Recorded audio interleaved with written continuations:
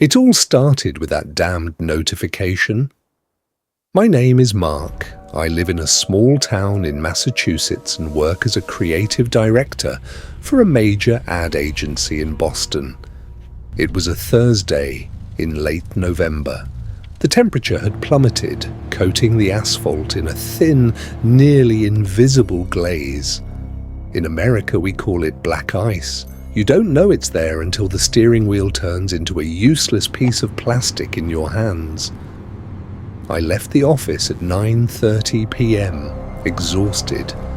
My mind was buzzing with likes and engagement metrics for our latest campaign. We had just launched a slogan for a new smartphone, "Stay connected, always."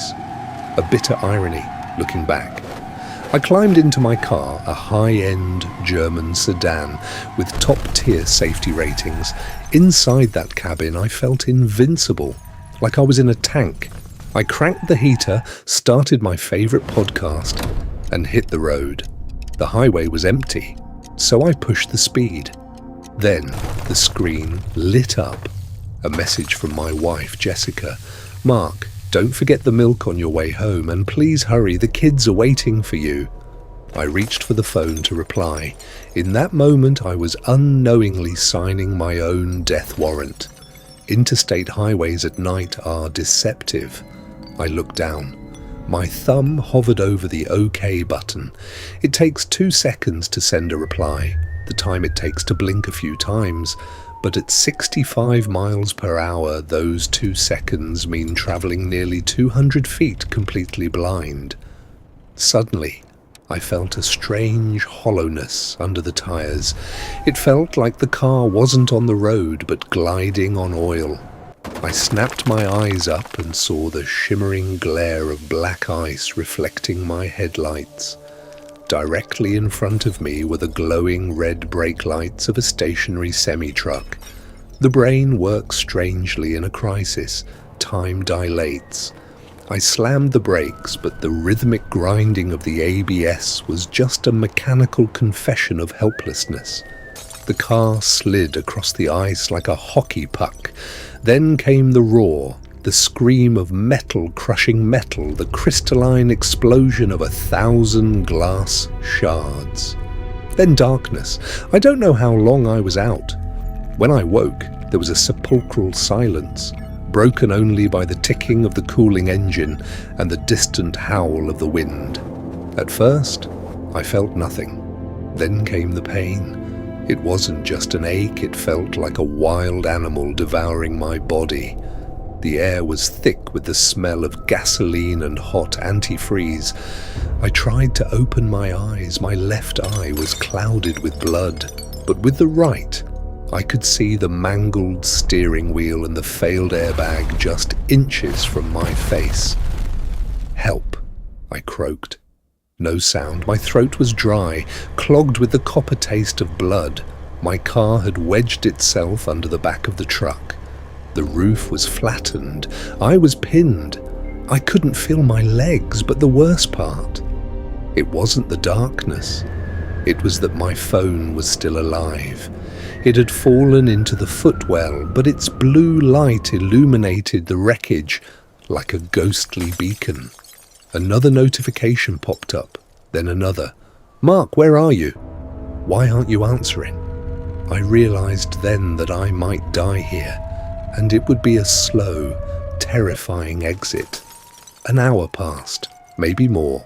The New England chill began to bite deep into my bones. I was losing blood. Hypothermia was settling in. Suddenly I heard the crunch of glass. "I'm here. Over here," I whispered. But it wasn't a person, it was a pair of coyotes from the nearby woods, drawn by the scent of fresh blood. I saw their yellowish eyes peering through the shattered window. They could smell the end. Would they start eating while I was still breathing? I tried to move. My left arm was broken, but I could nudge it. I gripped a jagged piece of glass, vowing to fight if they came inside. In the shadows of the back seat, I felt a presence, a cold breath that wasn't mine. Was it a hallucination or the weight of my own guilt? In that wreck, I wasn't afraid of death as much as I was afraid of never being able to look Jessica in the eye again. I had gambled my children's future for a single text. As an engineer by training, my fading mind drifted toward formulas. F equals m times a. Force equals mass times acceleration. I calculated the kinetic energy of a 2-ton sedan hitting a wall at 60 miles per hour.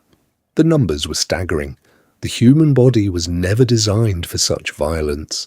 My seatbelt had kept me in the seat, but it had crushed my ribs in the process. Without it, I wouldn't be lying here thinking. I would have been scattered across the road. This is what we forget in our modern world. We trust technology too much. We think 12 airbags and a 5-star rating make us gods. But the laws of physics are indifferent to your car's brand. When the coefficient of friction hits 0 on a patch of ice, you are no longer a driver. You are a passenger of fate. Just before dawn, the faint wail of sirens cut through the wind. Blue and red lights danced against the snow. Firefighters arrived with the jaws of life, and the sound of hydraulic shears cutting through my metal tomb was the most beautiful music I had ever heard. I felt myself slipping away as they pulled me out. The last thing I remember was the blurred face of a paramedic saying, "Stay with us, buddy. Just stay with us." I spent 3 weeks in a coma and underwent 6 surgeries. My legs are now held together by titanium rods. But I am alive. I am writing this from a wheelchair. I didn't write this to scare you. I wrote this to wake you up. We live in a world of frantic urgency. We act as if every digital ping requires a sacrifice. We tell ourselves that just 1 second won't change anything. But hear me, no message on that screen is worth your life.